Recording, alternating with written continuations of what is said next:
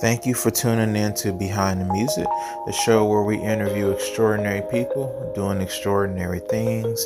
Today I have CCM Drummer. He's an amazing drummer. He also does missionary work in Brazil as well as teaches drums to people in Brazil. And today I'm picking up at my first question. How did his musical journey start? Well, I was in sixth grade, and um, you know, when I went to the Saturday matinees at the movie theater, they would show a double feature, and in between the double feature, they would have a band play at the big movie theater. So when I saw these bands play, my eyes always focused on the drummer, and when I saw bands in TV or wherever at amusement parks, I looked at the drummer, and my folks one Friday evening we went out to eat at an Asian restaurant. Back then we didn't call them Asian restaurants; they were called Oriental restaurants. Now it's not politically correct to call Asians Orientals. You got to call them Asians. And I forgot if it was a Japanese restaurant or a Chinese restaurant, but they served chopsticks with the meal. And after we ate our meal and went home, we could take our chopsticks with us. And so when I was at home with my chopsticks, I pretended my chopsticks were drumsticks, and I started setting up pillows and boxes and stuff, and my father observed that. And he went to a Parker music store and bought a pair of sticks, a practice pad, and a method book written by Haskell W. Harr. And he says, hey, if you're going to play the drums, why don't you really play them? Here, study this. And the next year in seventh grade, I signed up for band, and the rest was history. Oh, that's a pretty interesting story. So it sounds like you've been drumming all your life. Most of my life. I drummed for 8 years from that point. Then I quit for 15 years. Then I got back into it. I've been drumming ever since. Hmm. So around what age did you get back into drumming? When I was 38, I got back into drumming. Yeah, that's awesome. And And that's when I started playing open-handed, was when I got back into drumming. so before you were playing more like cross. I was playing cross-handed with a traditional grip Hmm. Wow. the And first 8 years of my drumming. traditional grip, that's a grip that I don't really see as much, but it looks cool. Yeah, Steve Gadd uses it. Dave Weckl uses it. Vinny Kaluta, I think, uses it. Um, Danny Seraphin, Hmm. and there's probably a few others, but those are the ones I know off the top of my head. Uh, I don't know of any young drummers up and coming that are using it, because all the guys I mentioned are old school guys. I think So, Grayson, I forgot his last name, but he was on Drumeo. He does a lot of the big band songs. He uses traditional grip. okay, He's the only one I know that uses traditional grip. okay. But yeah, if you're in the big band jazz genres, yeah, high likelihood that your drummers in those genres will probably be using the trad grip. Hmm. And what are the benefits of using open-handed? Well, it's better ergonomically. You're not like a pretzel, and because when you cross over it, it kind of compels you to lean forward, where When you're open-handed, you can maintain better posture, more independence. Now, at my church, when I play in the genre of music I play CCM, classic, and praise music in church. A lot of the songs in praise music, the fills aren't that intricate, so they're very simple fills, 2-beat fills, 1-beat fills. Very seldom would you ever do a 4-beat fill with 16th note triplets. But the fills are very simple. Well, if you play one-handed, you can maintain the hi-hat riding 8th notes on the hi-hat, and then while you're riding 8th notes on the hi-hat, you can mix in some simple one-handed fills. And then crash on one, and you're still riding your hat. Also, double ride combinations. You can do that. That's a big advantage. If you've got your ride cymbal on the right side of your kit, you can be riding quarter notes on the bell of your ride cymbal while riding 8 notes on your hi-hat, and then using your left hand to hit the 2 and the 4 on the snare.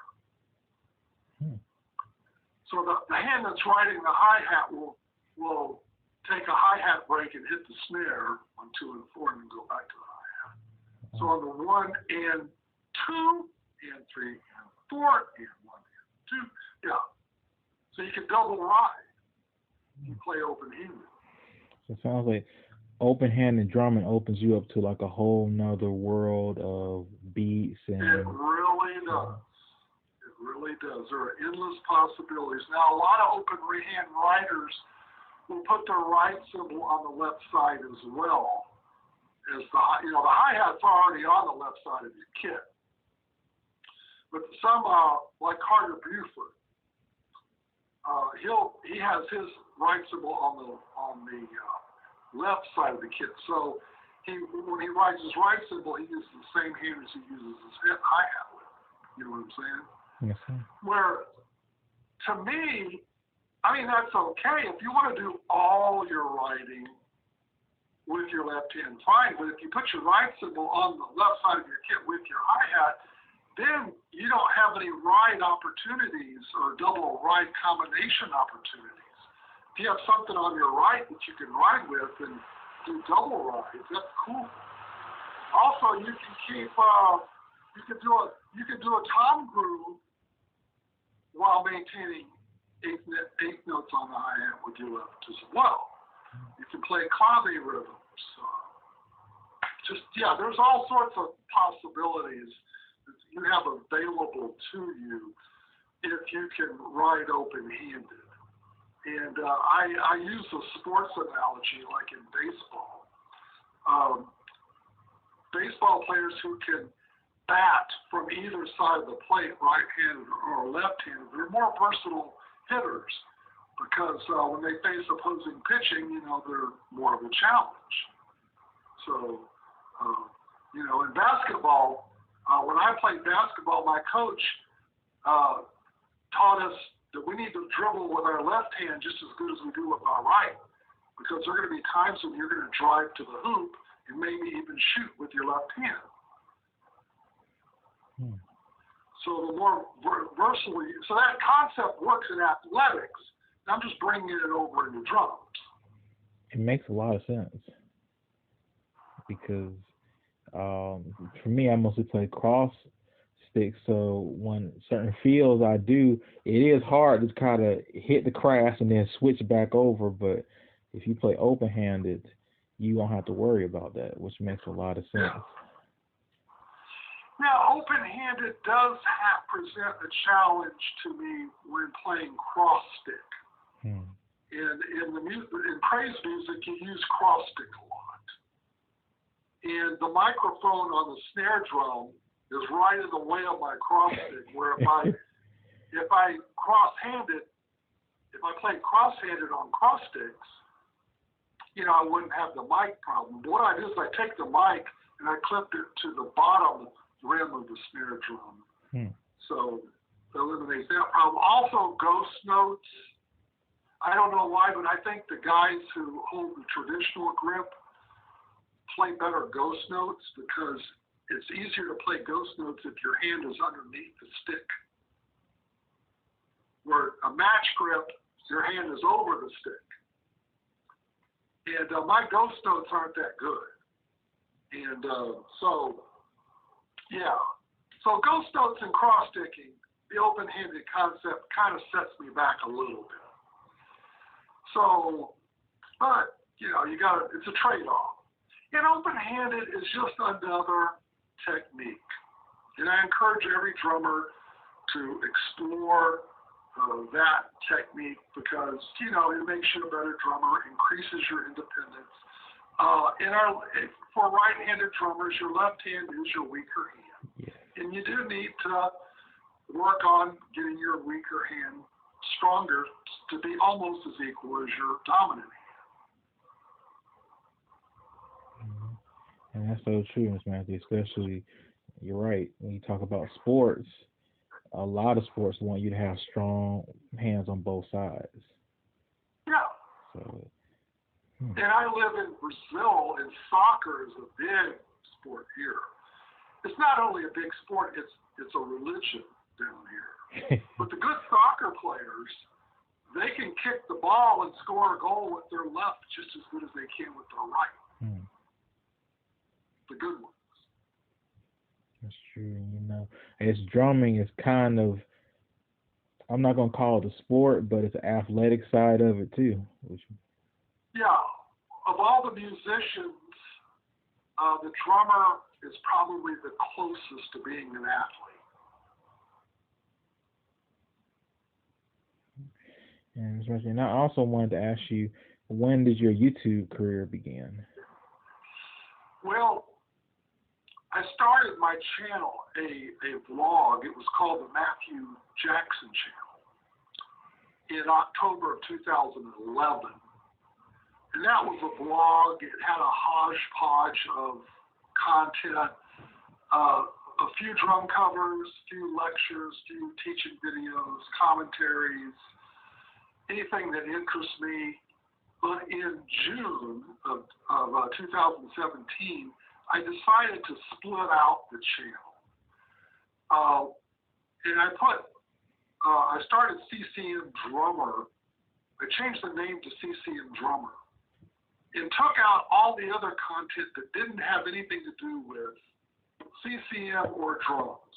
If it was politics, current events, religion, whatever, I took it off. And I started another channel called Jackson's Journal. So I subdivided the content out because there are two different themes, two different audiences. And the people who would be interested in watching my drum covers probably wouldn't be the same people who would be interested in listening to me talk about politics or religion or do a Bible study or whatever. So Jackson's Journal for that, CCM Drummer for that. Now, when I did that, that turned out to be a very smart move on my part because my subscribership, my viewership quadrupled. It just blew up. So that turned out to be a very profitable move. And so I've been CCM Drummer now for the last, 2017. Let's do the math here. Yeah, 5.5 years. CCM Drummer channel. And when I started the CCM Drummer channel, I think I already had 8 covers in my arsenal. Now I'm up to 29 covers. Yeah.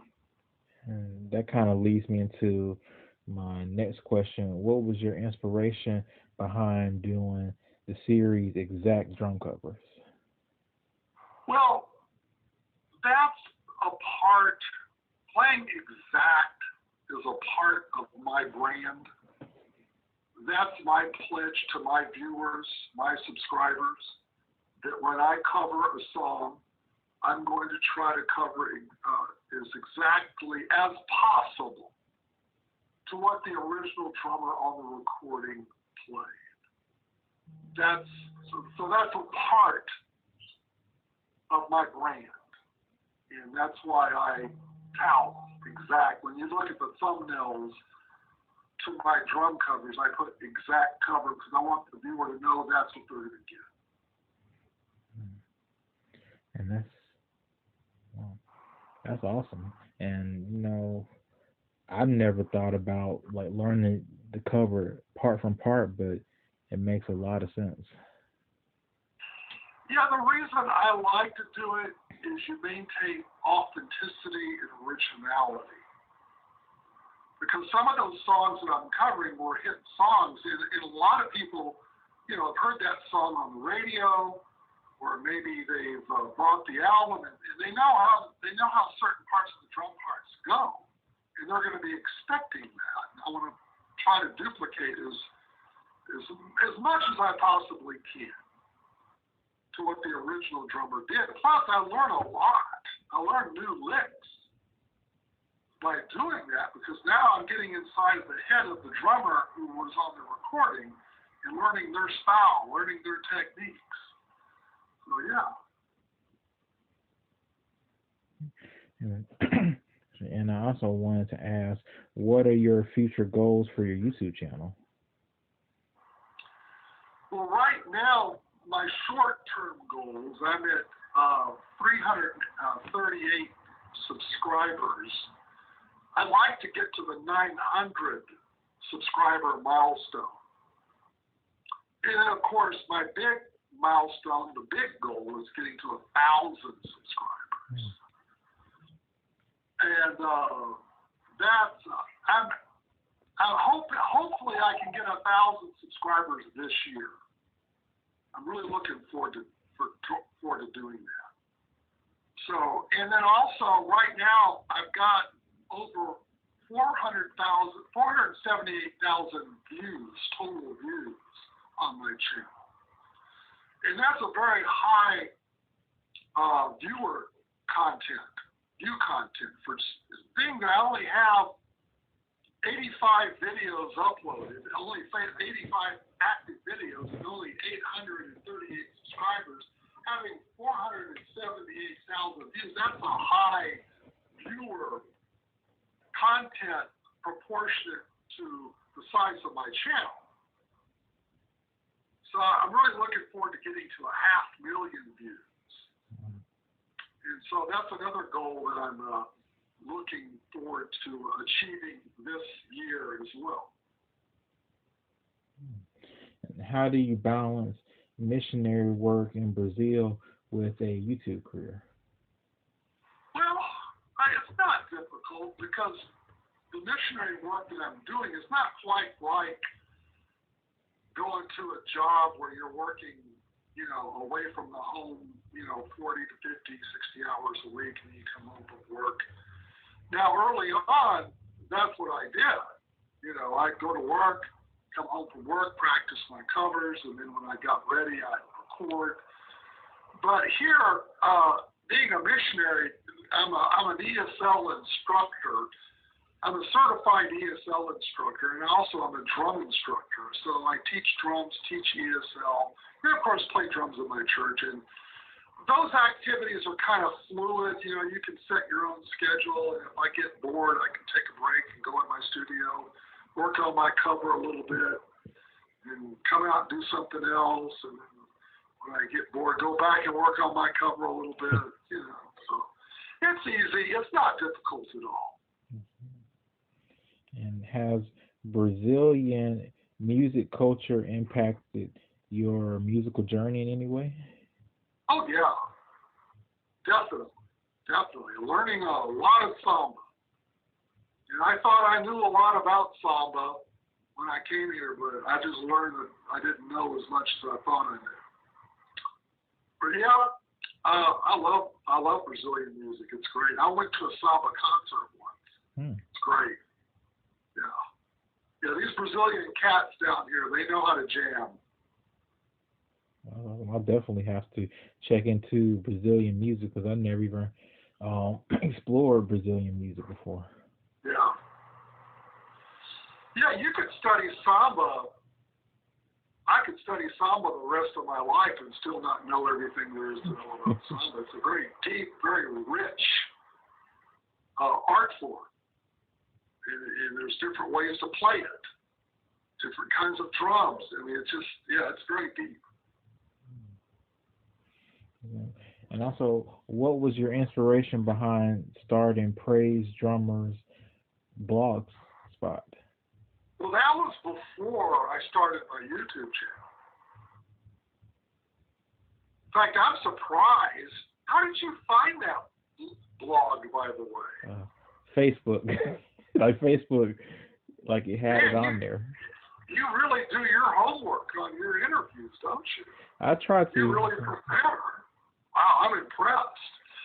Yeah, back before YouTube, blogs were the in thing, and I wanted to start it. I had a Jackson's Journal blog as well, not just a Praise Drummers Forum blog, and I think I had another blog, but I haven't written articles and uploaded them to my blog in years, and because it's easier to do a blog than it is a blog. Because if I wanted to do a lecture or talk about something, I prepare an outline, take some notes, and set up the video camera and press record and just talk into the camera and then upload it to YouTube. It's easier to do that than to get your laptop out and get MS Word out and write an article like you're writing for a newspaper. But my inspiration was the same. I wanted, because there really wasn't a forum for praise drummers at that time. Now you could go on Facebook and they have groups on Facebook. And they have a praise drummers group, except they don't call it praise drummers, they call it worship drummers. I'm subscribed to worship drummers too. Yeah. But I don't identify as a worship drummer. I identify as a praise drummer. Well, what does it mean to be a praise drummer?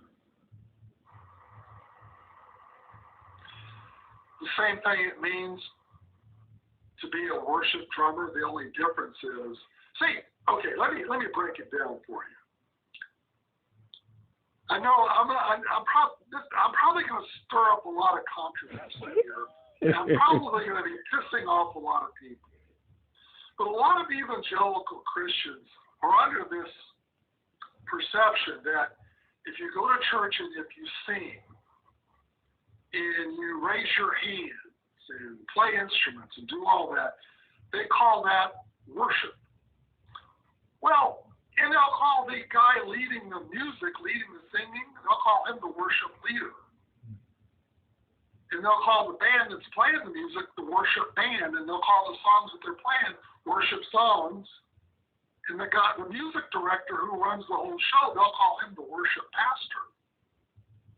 Sometimes the worship pastor and the worship leader are the same guy.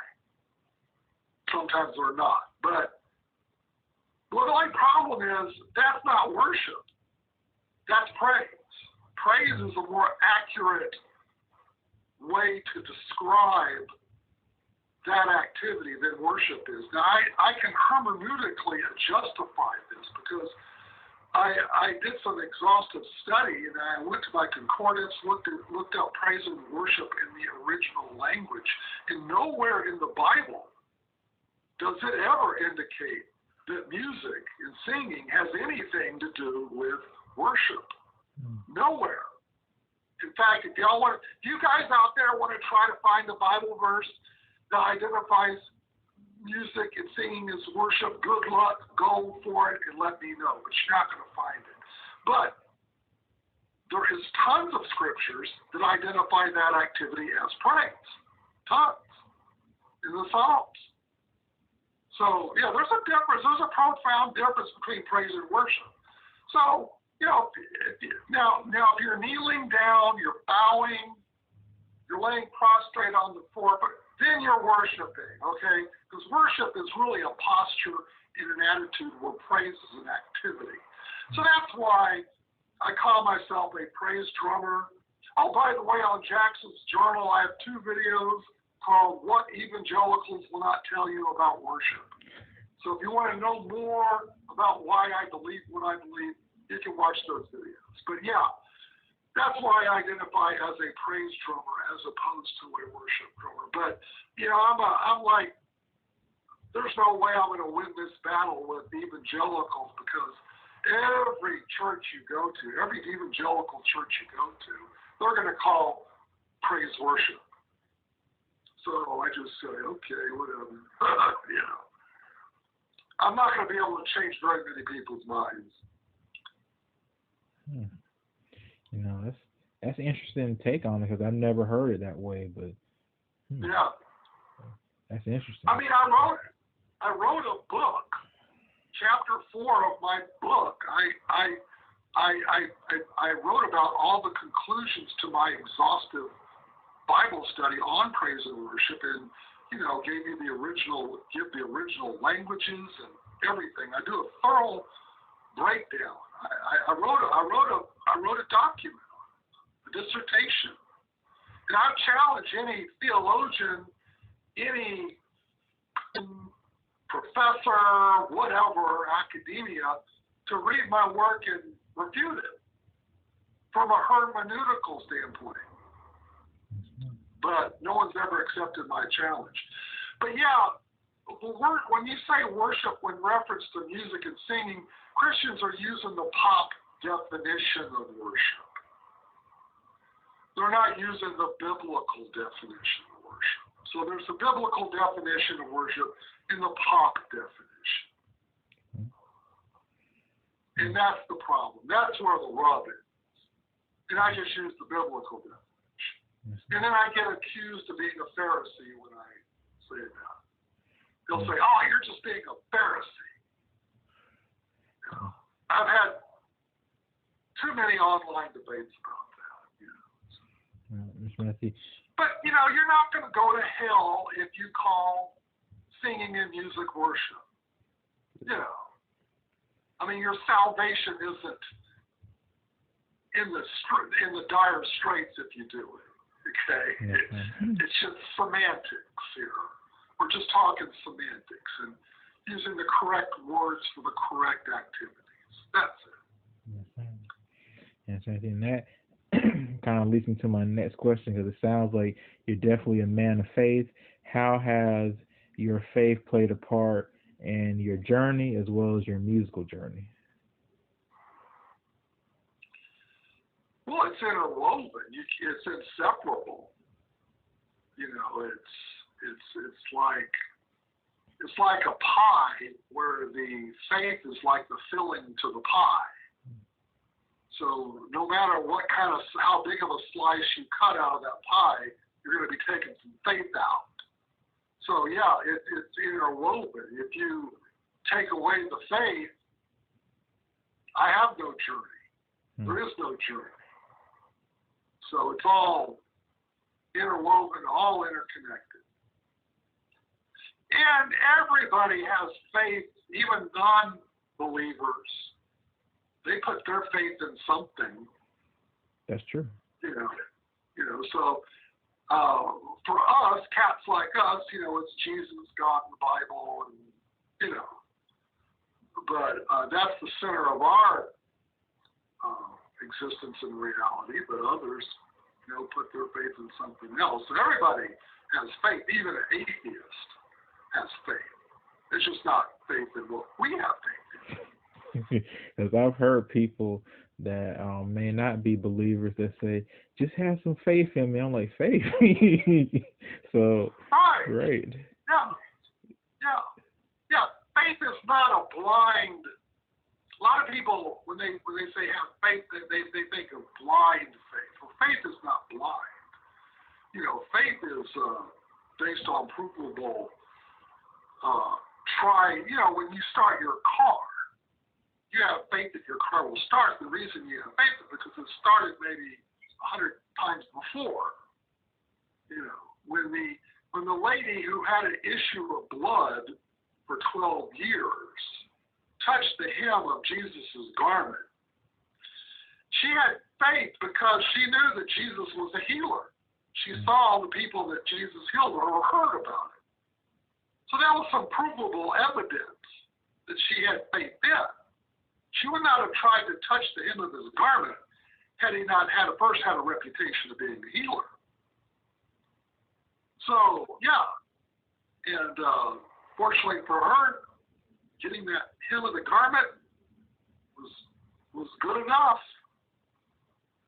You know. So, yeah. Amen. And I thought about this Bible verse too. If you just have faith the size of a mustard seed, you can move a mountain. Yeah.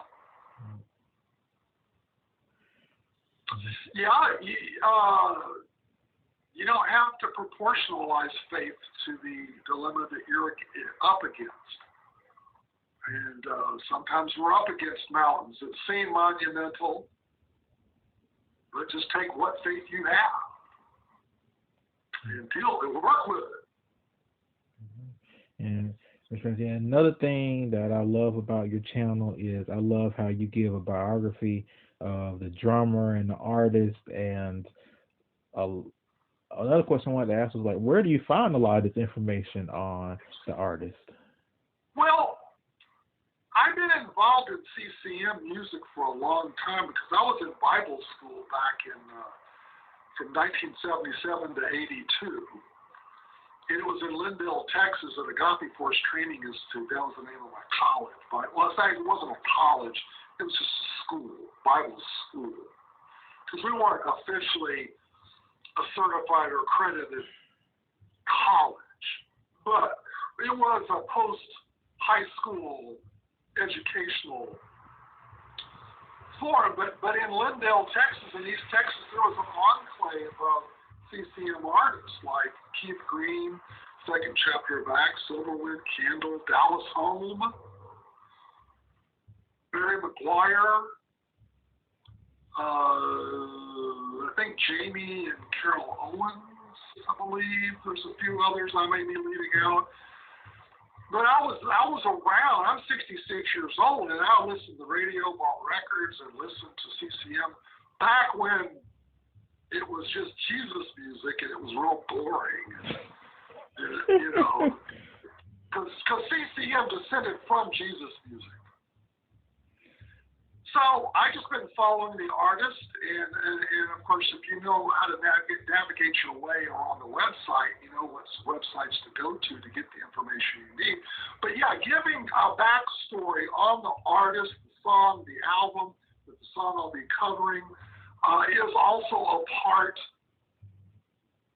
of my contract with my subscribers and viewers. I'm going to give you that information as much as possible. In some cases, I knew some of the artists and met some of the artists. Like I actually met Keith Green.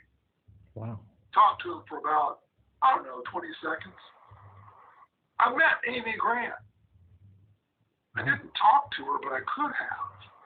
I mean, she was like this close to me. You know, I could have touched her if I wanted to.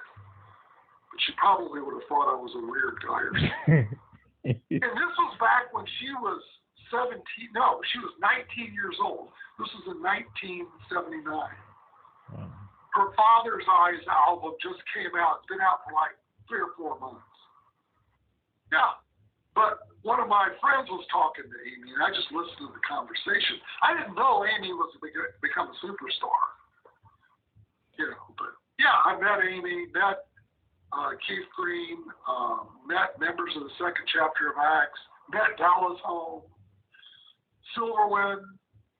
I played with some of the guys in Silverwood because I was on a ministry team, a music team for a year while I was in Bible school. So, and then I listened avidly to CCM music on the radio, bought the records, went to the concerts. So how was it meeting Silverwind? That's one of my favorite groups. Back in the late 70s, Billy Ray Hearn, who was the executive director of Sparrow Records, really liked ABBA, because ABBA was the hot thing back then. And he told the director of our ministry, of our school, gee, it'd be nice if we had a Christian version of ABBA. So he made some personnel changes and got 3 female vocalists and a male vocalist, and they patterned, or they sampled from ABBA. And so if you listen to, especially the first album by Silverwind, if you listen to like Taking the Narrow Street and then listen to the song called Take a Chance on Me by ABBA, you listen to the 2 songs, you'll see that when they wrote when they wrote Taking the Narrow Street, you could tell they sampled from Take a Chance on Me when they wrote the song. Some similarities. But even though Silverwind did sample quite heavily from ABBA, as the years went on, they developed their own voice, their own identity, their own unique style and presentation that's uniquely Silverwind. They just got their inspiration from ABBA. From ABBA. Just like, you know, when I first got in drums, I saw Danny Seraphin, and I loved Danny Seraphin. I wanted to play like Danny. I had the traditional grip like Danny. I had the 2 floor toms like Danny with just 1 tom upstairs, you know, and I wanted to be like Danny. But as my style matured and developed, I looked at other drummers, and Jack Kelly was the drummer who influenced me to play open-handed. He's the first time I saw an open-handed drummer play. I'm going, yeah, that makes so much sense. The hi-hat's on the left side of your kit. Why not play with your left hand if the hi-hat's on your left? I mean, it makes perfect sense. And I was out of drums at that time, and I said to myself, man, if I ever get back into drums, that's what I'm going to do. And I saw Joe English play open hand like that. And so Joe English influenced me. Jack Kelly influenced me as well. So, you know, and yeah, as you look at other drummers, you know, you take a little bit from what you see them do, you emulate it, and maybe put your own vibe, your own little twist into those licks and grooves that you learn, and you create something. It's not, you know, what they created. So you can morph what you learn into something else and create your own house. And I'll have to write that down. That's deep. Creating your own house. Yeah. Cause... Well, you learn your rudiments. Learn your rudiments. You can build your own house.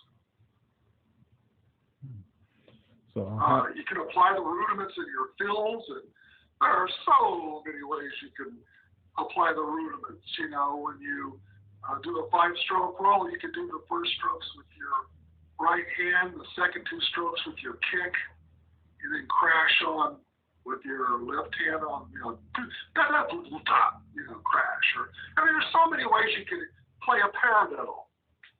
David Garibaldi had a great way to play a paradiddle. He would with his right hand, he'd be on the right cymbal, and on the left hand, he'd use the hi-hat, play paradiddles, and hit the snare on 2 and 4. Such a cool groove. So yeah, you could, a lot of ways you can build your house. You can apply your rudiments, or you can just look at the licks and chops other drummers are doing and emulate what they do, and then try to take it a step further. And maybe say, well, if he did it this way, what if I did it over here instead of over there? You know, that's how I came up with the double ride combination. How many drummers have you ever seen play double ride? I've never seen anybody do double ride. Well, I have a video on my YouTube channel where it shows me playing double ride. I demonstrate it. Some of my drum covers have a double ride in there. Not all. Now, you know, I don't do it all the time. Only when, like in church, after the bridge of the song and they do a key change or modulation, I might go to double ride. But, you know. But yeah, that's, you know, and I heard one drum instructor tell me, you know, when I showed him my double ride idea, He says, well, yeah, there are no rules. That's true. You know, so, just, yeah. Especially like when you said it's not any rules and being creative. And I think, like you were saying earlier about building your own house, it's an endless amount of ideas you have when you kind of say, okay, I see what somebody else is doing, but let me try to add my own spin on it. Sure. Well, learn what they're doing first and get it down. And you say, okay, that's cool. Now what can I do to put my own signature on that? Maybe I can modify this and, yeah. Mm-hmm. And are there any words of wisdom that you would like to share with our listeners? Just keep playing, keep studying, learn everything you can from everyone you can. And I learned that expression's not original. I heard Rafael Reyes Sr. say that at a drum clinic. Learn everything you can from everyone you can. And there's times I've seen beginner, intermediate level drummers play a lick that I never saw before. You know, hey, how do you do that? So you can learn from people who are less experienced than you. That's true. Drumming is an art. I've heard everyone has their own language and a different way they approach drums. Mm-hmm. And I know nobody's language is the same. Yeah, nobody's technique is the same. There's similarities, but everybody has their own. In the way you set up a drum set, because I'm 6'6" tall. The way I set up my drum set is going to be a little different than the way someone who's 5'10". Yeah. Because I got long arms and long legs, and so everybody's got their unique way of setting up their drums to fit their body type. And yeah. And Mr. Matthew, what kind of gear are you currently using at church and for your drum covers? Well, the church house kit's a Pearl. And then they have the 20-inch ride cymbals is Sabian, but the hi-hats and the two crashes are like Brazilian brand cymbals that you wouldn't know. It's not Zildjian or Heisty or Sabian or y'all. The American audiences probably wouldn't know. So, in fact, I don't even remember what they're called. I just hit the things, But now the kit in my studio here at the house, my hi-hat cymbals are Zildjian K. My two crash cymbals are Scimitar Bronze, 16-inch. The splash cymbal in the middle is a 10-inch Zildjian A custom series in the A series. My snare drum's a DW. My drummer's throne's a Mayplex. The Zildjian Ks, they are nice. I love the way they sound. Oh. And they're 13-inch hats, too, in the studio. The drum heads I use are Remos with the pin stripe. The bass drum head is the Evans E2Q. Evans has really good bass drum heads. I've tried Remo. Sorry, Remo. Evans is a little better, but I like Remos on the drums, on the other drums. And I use ProMark sticks for now. I've been using ProMark my whole life, but because ProMark is a Houston-based company. So and my drum instructor would get free drumsticks from ProMark because ProMark endorsed them. And I'd be in the studio looking at all these pro-mark drumsticks, and I'd be playing them in the studio. So I bought them. And plus that, when I lived in Houston, I kept the money in the Houston economy. I know Houston appreciates you. Yeah. But I don't live in Houston anymore. We moved from Houston, and like our home, our second home in the United States. When I go back to the United States on furlough, I don't go back to Houston. So, our home is in Boca Raton, Florida. So we go back to Florida now. So I have no ties to Houston now. That's why I see Earl a lot when I go back. Yeah. I remember because Earl just lives like 20, 25 minutes from where my second home is. He lives in the West Palm Beach area. So I remember you did a drum cover there. I think it was last month. It was in December, yeah. Yep, it was an on-location drum cover. Did it in his studio as opposed to mine. I knew I recognized the studio because I said, "Wait a minute, that looks like Mr. Earl's studio." Yeah.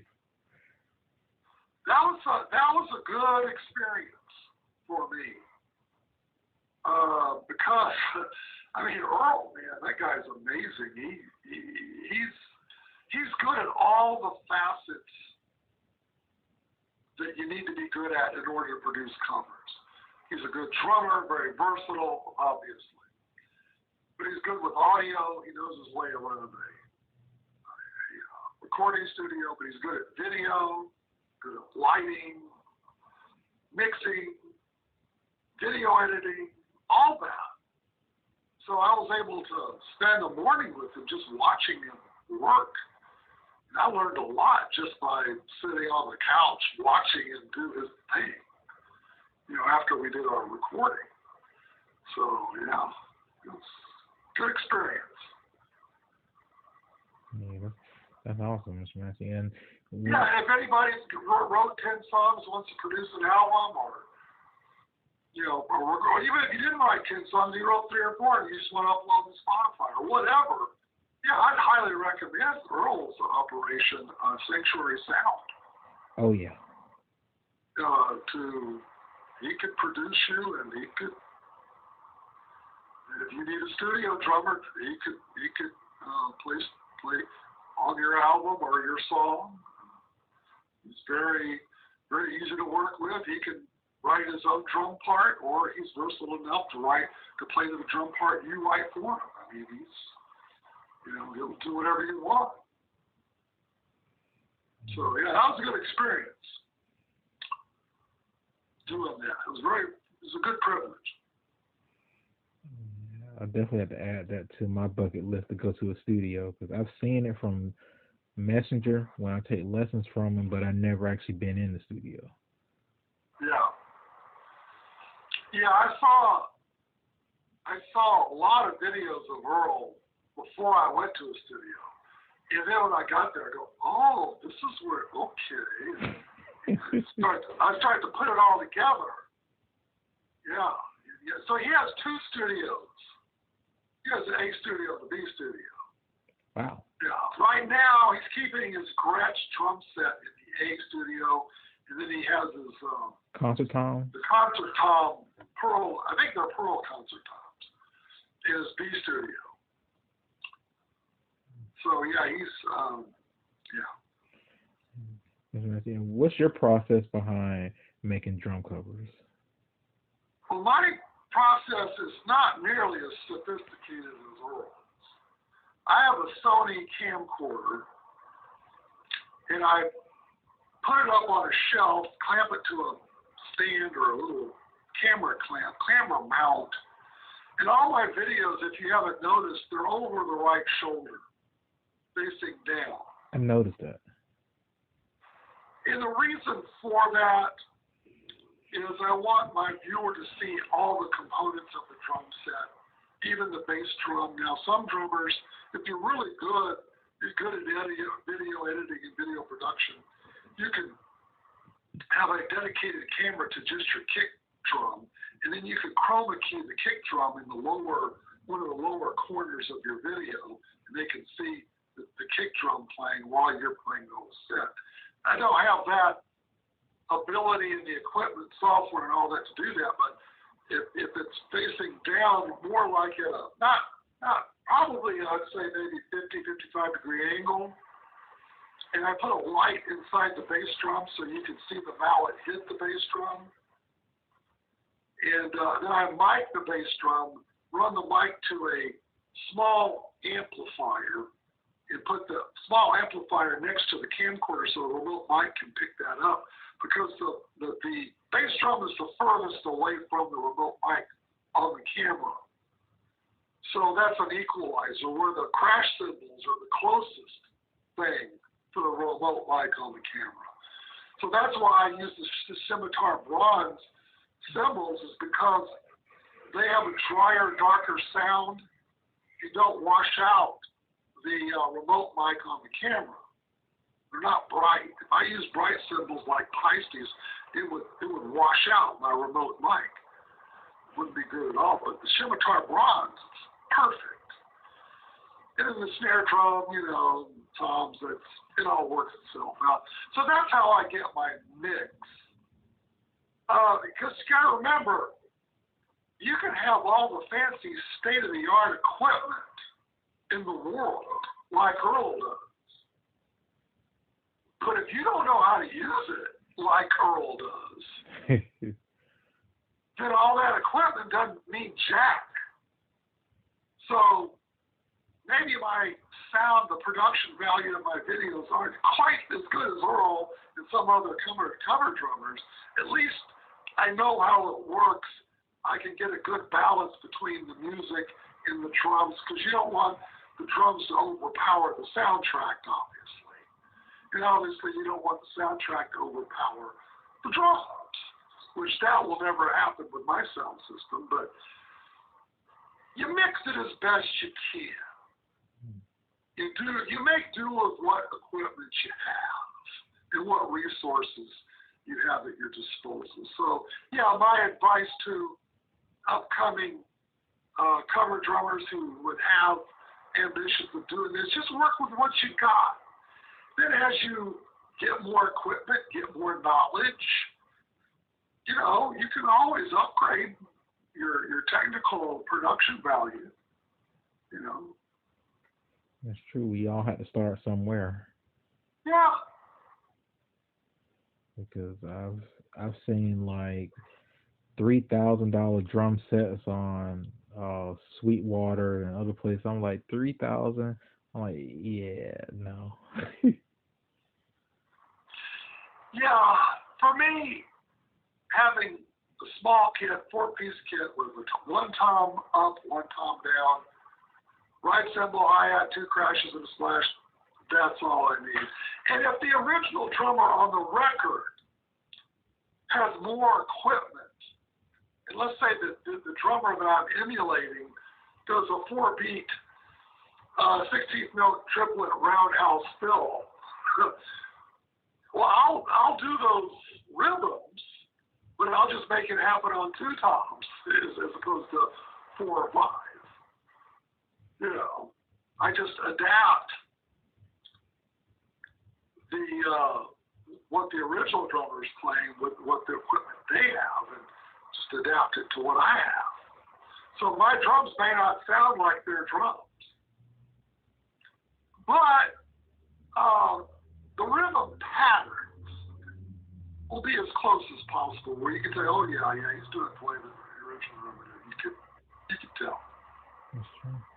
Hi-hats and snares and kicks, that's something that's universal, But yeah, getting into crashes and toms, the way the toms are tuned, the way the crash sounds, is it a big crash, small crash, dry, dark, bright, whatever, that varies. That's right. And I don't think any of us are like listening that hard to see like, oh, wait a minute, it was a big crash on the album. It was a small crash in the cover. Yeah, you don't know if Paul Lime or Bill Maxwell or or whatever drummer you're emulating, when you hear them crash, you don't know if they're hitting a 16-inch Zildjian or a 17-inch Feisty or a 18-inch Sabian or whatever. You don't know. We do know, like you said, about the rhythm, if it sounds like the song. Yeah. Yeah, if the original drummer's playing straight eighths on a hi-hat and you're not, that's very obvious. Or if he's playing a shuffle groove with eighth notes on the snare, where you're playing, no, not eighth notes, with ghost notes on the snare in a halftime shuffle, obviously that's obvious. The beat of the fill, is it a 2-beat fill, 1-beat fill, 3-beat, or 4 beats? Does the crash end on 1? Sometimes they carry over the crash on 1 and do another crash on 2 in the snare. It just varies. So there's a lot of things that are very obvious, no matter what your kit configuration or how your kit sounds. Yeah. Interesting. And I also wanted to ask this question. What advice do you have for praise drummers or beginner drummers or people that have been in the YouTube career as long as you have? Well, for praise drummers, my advice is if you're new to playing praise music, you have to approach praise music or worship music, whatever you want to call it. You have to approach it as its own genre. And I've seen a lot of young drummers that maybe play metal music, rock music, and they get an opportunity to play in a praise band for a church, and they bring their rock and roll, heavy metal style and frame of mind into a praise setting, and it doesn't work. So you got to understand that praise music is its own genre, just like jazz is its own genre, rock is its own genre, country. When I started playing country music, I had to forget a lot of the rock and roll stuff. Because my first country gig in a bar back in the 70s, before I went to Bible school and got saved, I was playing rock and roll style in the country gig, and the guitar player said, "Matthew, this is not rock and roll. You got to play country. Country." Oh, that's right. So you got to respect the genre that you're playing. You got to learn what the praise techniques, the praise grooves. Now there are YouTube channels, YouTube videos that will have instructional videos on church groups, and in fact, I believe Earl Bennett's got one. You can start with Earl because he's a good praise drummer. He plays praise music also. But there's a bunch of other videos by other drummers that can show you techniques that you would need to master in order to be effective in a praise band. But yeah, you got to be sensitive to the Holy Spirit because in a praise band situation, there's a triangle. It's the praise band, the audience, and the Lord, and there's a triangle there. Okay, you got to understand that dynamic. In a regular concert in a secular venue, there's no triangle. It's the band and the audience. The band plays, the audience vibes off the band and gets the rhythm and gets into it. When the band senses that, they then connect with their audience and they get closer. Okay, well, when you're in a praise band, you're playing for two audiences. You're not only playing for the audience in the church, but you're playing for the Lord. He's your audience. So you got to see the Lord as your audience. You're playing for two audiences. And the Bible says that the Lord inhabits the praises of his people. So when the audience is praising God from your music, that draws them closer to God. The praise band gets closer to God, and that triangle gets tighter. You want to try to have a tight triangle when you're playing. This is what a praise band leader needs to understand. They're in a triangle dynamic. and you got to have a tight triangle. Have you ever played in a praise band one Sunday, and after the song service is over, and you leave the stage and you go, man, that was great. The Holy Spirit was there. It was tight. We were all on our A game. Have you ever had that feeling? Yeah, I've had that feeling before. That's because you had a tight triangle. Have you ever had other Sundays where you go, man, what happened to us out there? Man, it just didn't work. Have you ever had those Sundays? I've had that happen before. That's because your triangle was bigger and it wasn't tight. It's all about the triangle. I ought to do a video on that. That'd be a hell of a teaching video, wouldn't it? It would be, because I think that's something that probably a lot of praise drummers need to hear. Yeah. And me and my brother, we talk about that a lot, about when we play, we have to really focus on God and, like you said, be sensitive to what's going on, because it's not like a secular concert where all eyes are on you, but it's more of, okay, we're focusing on God and paying attention to the audience at the same time. Yeah, you want to compel the audience to praise God, because you got to give them music, good music to praise God with. and then of course, when you do that, God will inhabit the praises of his people, because that's what the Bible promises. But as a drummer, it's very important that you match the moment. Now, I play drums in a Baptist church, and Baptist churches are pretty straightforward. But if you're in a Pentecostal church, you really got to be on your toes and be able to match the moment, because in a Pentecostal church, if the leader says, let's give the Lord a shout of praise, well, you got to be ready to do a cymbal roll when he says that. You got to match that moment, because if people are going, yeah, praise God, yeah, you got to do a cymbal roll. Or maybe a roll on your hi-hat in sizzle mode. You don't choke up on the hi-hat cymbals. Or do something. You can't just sit there. You just don't just sit there with your drumstick. Okay, praise God. Not in a Pentecostal church, you know.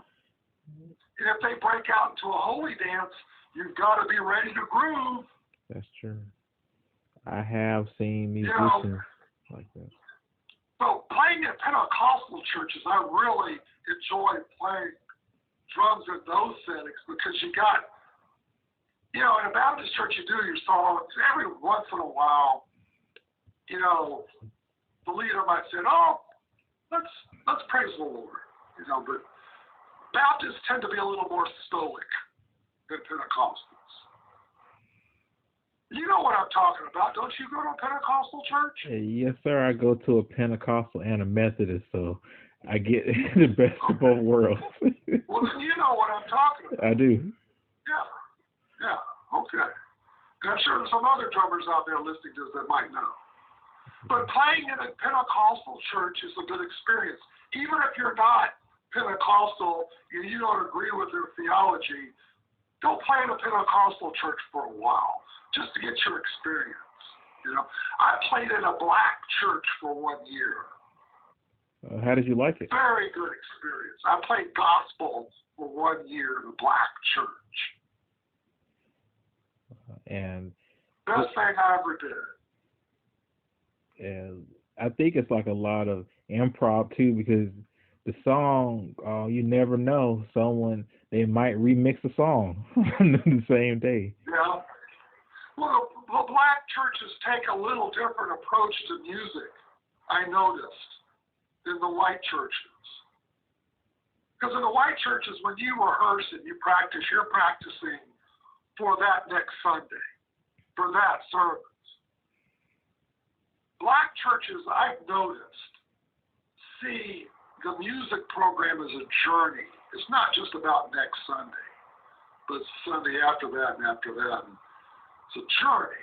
They take a wider, broader perspective on music. At least that's been my observation of black churches in Houston, Texas. I don't know how things go down in Georgia. Is that where you're at? Yes, sir. It's pretty much the same.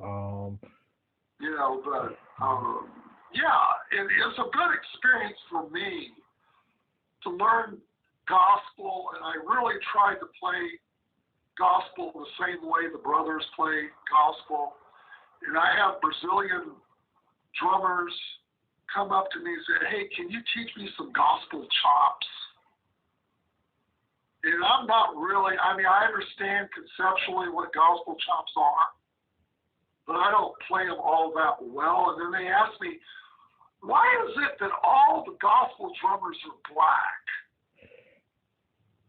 That's a good question. And I have to explain to them. That's a good question.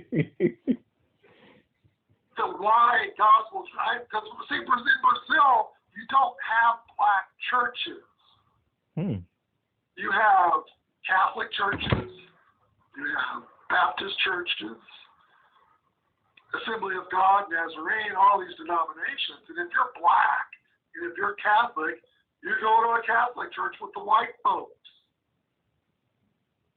And if you're Baptist, you go to a Baptist church with the white folks and with the Pardos. They don't have a black church in Brazil. They don't understand that. My wife, when she came to America, she said, "Why do they have black churches here in America?" And I had to explain to her our history, why there are black churches. Yeah. But the upside to that is, in the black churches, y'all created a genre and a style called gospel. That's where gospel came from. And from gospel came blues, jazz, R&B, rock and roll. Yeah, 'cause they were borrowing from each other. I think back in the days, like you had Aretha Franklin, you had James Brown came out of church, Al Green came out of church, and a lot of Sam Cooke came out of church, and they took the church influence, Ray Charles too, to R&B. Elvis came out of church. I never knew that. He went to a black church in Memphis when he was a boy. Wow. He was influenced by gospel. The Pointer Sisters, Marvin Gaye. Yeah, Little Richard. I forgot about Of course, Little he had a Richard. come to Jesus moment when his plane started to crash. But yeah, a lot of people. Whitney Houston. Yes, I forgot about Whitney. She came out of church too. And then you had BB and CC Winans who started out gospel, and they swerved into CCM, and they were both CCM and gospel. So a lot of their music made CCM charts and gospel charts. And they opened up the doors too. Yeah. So Lionel Harris. He's a brother that's mainly CCM. I mean, I guess he did a little gospel. I don't know. Andre Crouch was gospel. But interestingly enough, his brand of gospel was more popular in the white churches than the black churches. I've seen the Integrity Music. Yeah. But yeah, I could go on and on about that, man. Yeah, it's just yeah.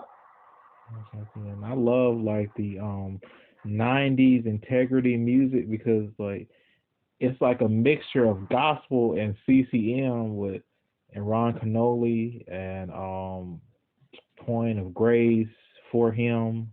Yeah. Sweet Comfort Band.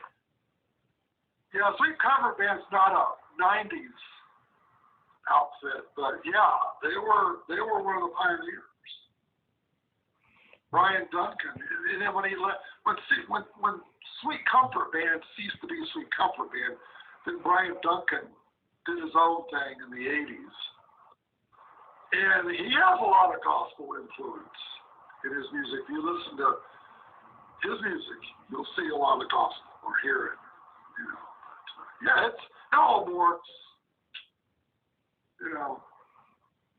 Now we have Maverick City, which is like the I would say the Black CCM group, maybe. That's the right way to put it.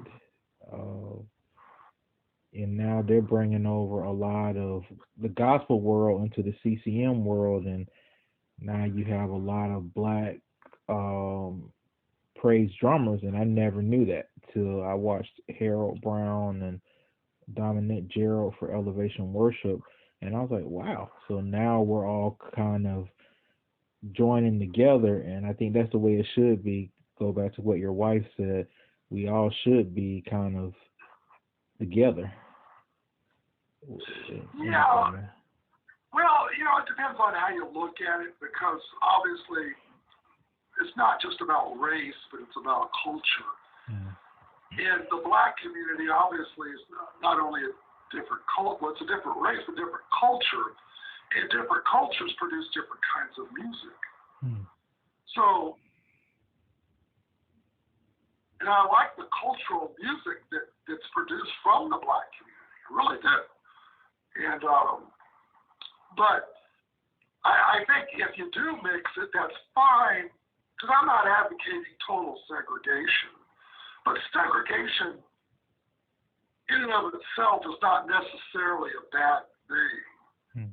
I mean, it's bad if you're having blacks ride at the back of the bus or drinking different water fountains. I mean, obviously, that kind of segregation is bad. But segregation as far as your musical genres, that's not necessarily a bad thing. And if you want to, blend the two, that's fine. And there are artists that have done that. You got Andres Blackwood and Company. Sherman Andres is a brother. The other guy's a white guy. They had a salt and pepper team. And then I'm not as much of an authority on the more current day CCM of past 2000. Because CCM is basically morphed into worship music. And it's sometimes you can't tell the difference. And some of these CCM artists, I kind of wonder if they're really Christians. Back when I was, in the 70s and 80s, a lot of CCM artists were not just artists, but they were ministers of the gospel. They saw themselves as ministers. Some of them went to Bible school, had some training in the Bible. Others not so much, but they took upon themselves as a ministry. It wasn't just about singing, but I don't see that ministry edge today with our CCM artists. But I'm of the 70s, 80s, early 90s. I can talk all day long about that because that's what I'm the most knowledgeable about. And where I'm not quite as once you get into the late 90s, that's when the warp started into CCM with worship music, because before that, praise music was praise music, CCM was CCM, and there was definitely a dividing line, a definite boundary. But that boundary's been blurred since the late 90s. So would praise music be more of, I'm going to have to use the term worship, would it be more like worship and CCM? I've heard it's more like rock influenced, and then you got like the subgenres like country, alternative, Christian, and stuff like that. I've heard praise music, in the 70s, believe it or not, they called it praise and worship. They didn't call it worship music. It was praise and worship, but they'd make it all one word, praise and worship. And you go into a Christian music, and if you wanted to buy CCM music or Christian music, period, you went to a Christian bookstore. You didn't go to Sound Warehouse or Barnes & Noble,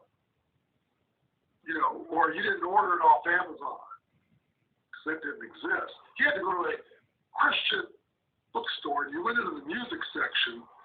Here the books are over here, the trinkets are over here, and the music is over there. Then you go into the music section. The music section was subdivided. You had your gospel, you had your traditional, CCM, and then praise and worship. Back then they called it praise and worship. But now, but a lot of your praise music is rock-based, gospel-based, Yeah. And some of the praise music here in Brazil has more of a samba feel. Some of it, not all. But yeah, all the Brazilians down here, they wrote their own praise music. These cats down here got some good stuff. And got some good musicians in Brazil. They know how to play. They can jam. are there any Brazilian bands that you would recommend anyone to check out? Good question. Not off the top of my head. I don't. Because what I do, the service before I play, we have a WhatsApp group for the praise band, and the leader of the group will send links, YouTube links, to the songs that we're going to play. And then you listen to the songs on your WhatsApp, iPhone, YouTube, so you'll know how the song goes. And I take notes on the song and say, okay, in the intro, the drums don't play at all. Then the next verse, he comes in with a cross stick or whatever the drummer's doing. I write down, take my notes, and I do it that way. So, but no, and those are various artists and groups that are here in Brazil. They're very good. Some of the Brazilian artists, they'll take a Elevation or what's some of the other Hillsong, Elevation, Hillsong. Bethel, Jesus Culture? Huh? Is it Bethel or Jesus Culture? Bethel. Bethel, okay. It's really hard to dissect a theology here in Brazil because it's in Portuguese. And even though my Portuguese is getting better, it's still not fluent, so I can't really dissect and, split hairs over that. I'm more concerned about just playing the songs correctly and doing my part in the praise band. But yeah. Now, I've actually heard that with a certain band. I'm not gonna say the name of the group, but I had a chance to.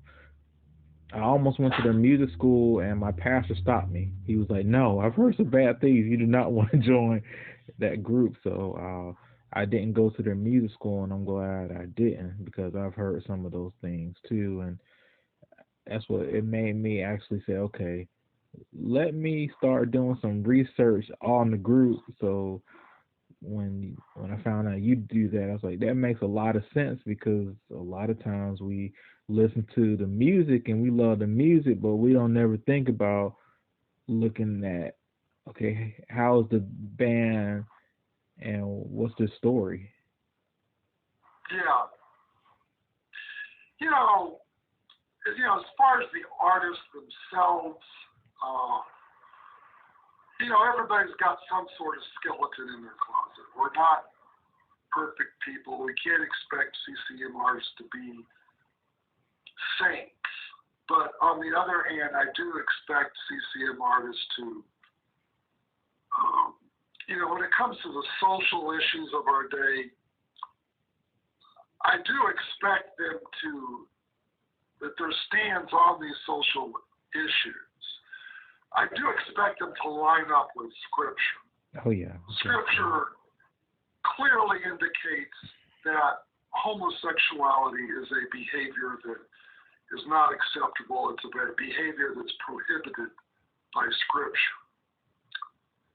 So I would expect a CCM artist not to host a same-sex wedding on their property.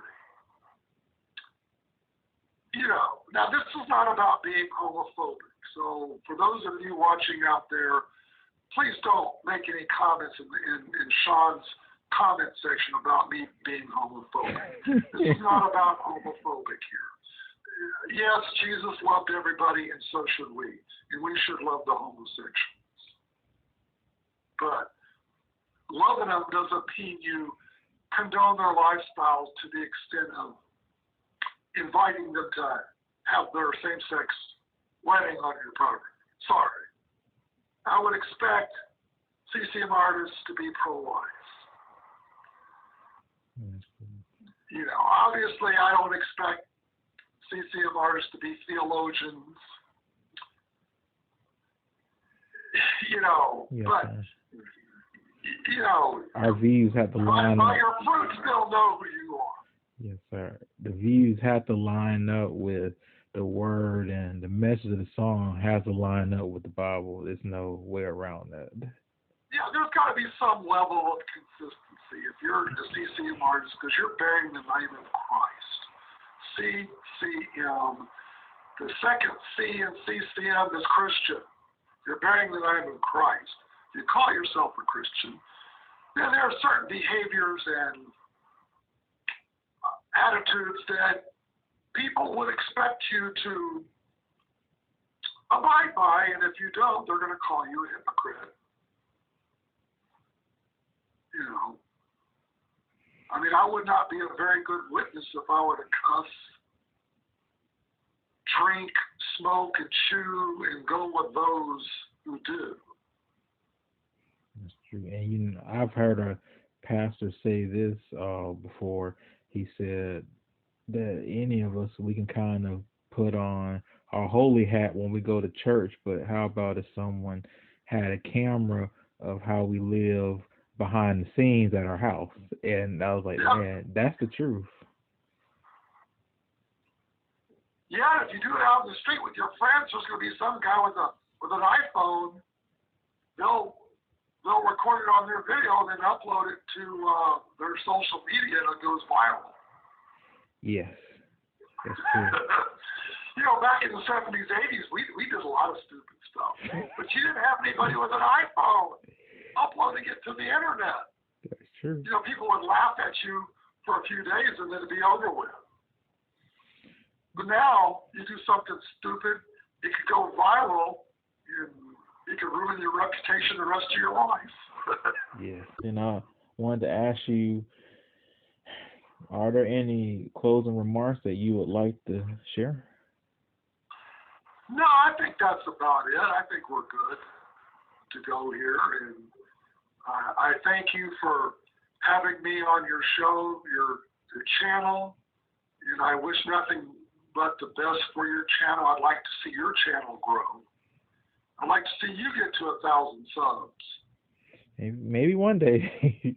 Yeah, and so you keep interviewing folks, keep on keeping on, keep doing covers, and keep taking lessons from Earl. And you know, you're in good hands if you're taking lessons from Earl. And yeah, just keep on keeping on. Yes, sir. And hey, thank you. And I also wanted to tell everyone, subscribe to CCM Drummer's channel. He has a lot of great content on his channel. Oh, please. And if you want to see someone do exact drum covers, you need to check out his channel. Thank you. I appreciate it, guys. Yeah, if you could subscribe, help me get to that 1,000 subscriber milestone. Yes, I would appreciate it beyond what you would know. Yes, I would greatly appreciate that. And how you can find him is on YouTube, and you also put covers on Facebook or just YouTube? Just YouTube. Okay. Now, I do have a Facebook page called CCM Drummer, and I'll take the YouTube link and then post it in Facebook. Thank you, everybody, for tuning in to Behind the Music, the show where we interview extraordinary people doing extraordinary things. I pray that y'all were blessed by CCM Drummer's story, because I was. Y'all have a nice night and be blessed. Be blessed.